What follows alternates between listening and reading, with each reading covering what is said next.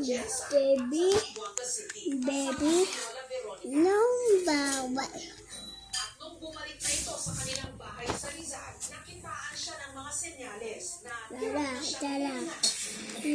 Pagsundo po kay na-shock po ako kasi parang nangayayat siya. Tinala namin si Zane sa hospital po. Paglipas ng mga araw sa ospital, si Zane na cardiac arrest. Na-revive po siya.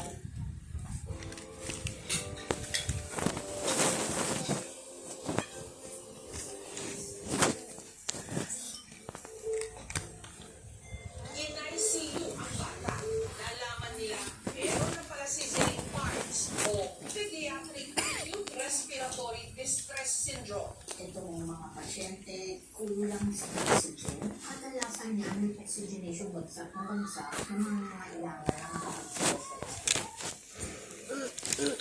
Hanggang nangyari na ang kanilang kinatatakutan. Nag-cardiac arrest po ulit si Zane. Nausap ko yung asawa ko, nasabi ko. Ang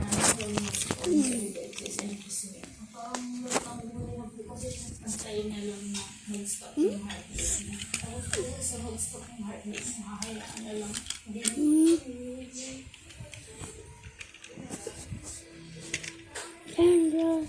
Wala si Zane yung birthday ko.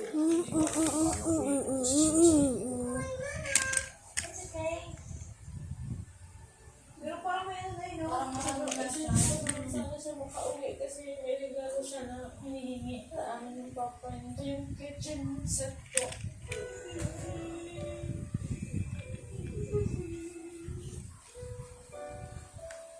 Ano ba sakit ko?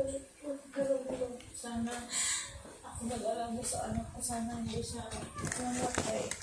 Ayon sa lola ni Zane na si Veronica, sinigurado naman daw niyang malayo ang kanyang apo sa mga naninigarilyo. Yung model ko po, naninigarilyo yun. Kung sigarilyo siya, maramang paninigarilyo nila na sa malayo na siya. Pinagawan pangaraw niya ng kubo ang apo para hindi nito makasalamuha ang mga naninigarilyo niyang kamag-anak. Tapos open air, pagka nga nang kumahindi sa hindi po siya masabi bang na-expose ang mata. Daddy, ano ba magtarakyat? Daddy, kuha mo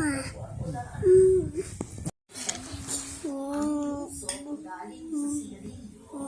7 months po, pati cancer pwede kang makakuha. Iiwas ko natin ng mga bata na George.